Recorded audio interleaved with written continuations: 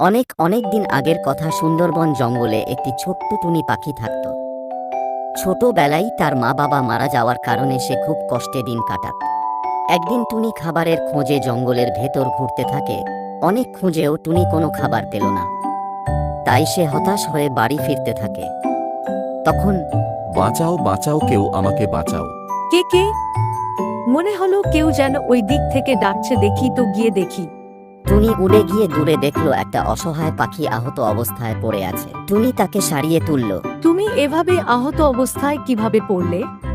আমি ফল খোঁজার জন্য জঙ্গলে ঘুরছিলাম। তখন এক শিকারী ঈগল আমাকে আক্রমণ করে।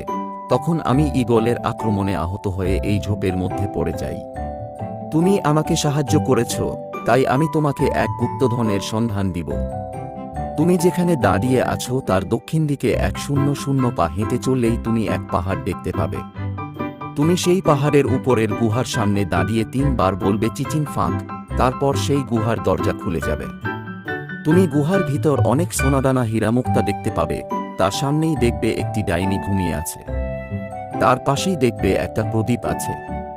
তুমি সেই সোনাদানা হীরামুক্তা না নিয়ে ওই প্রদীপটা নিবে। তারপর টুনি সেই পাহাড়ের সামনে যাই এবং মন্ত্র পড়ে তারপর সেই পাহাড় গুহায় পরিণত হয়। টুনি তার ভিতরে গিয়ে পেঁচা বুড়োর কথা মতো সোনাদানা না নিয়ে সেই প্রদীপ নিয়ে চলে আসে। তারপর সে সেই প্রদীপের জিনের সাহায্যে অনেক ধনী হয়ে যায়। তারপর টুনি সুখে শান্তিতে বসবাস করতে লাগল। আসসালামু আলাইকুম গাইস, এই ভিডিওটি আপনাদের কেমন লেগেছে? যদি ভালো লাগে তাহলে লাইক দিবেন, আর এরকম সব মজার গল্প পেতে আমাদের চ্যানেলটি সাবস্ক্রাইব করে রাখুন। আর পরের ভিডিও কি নিয়ে বানাবো তা অবশ্যই কমেন্ট বক্সে বলবেন।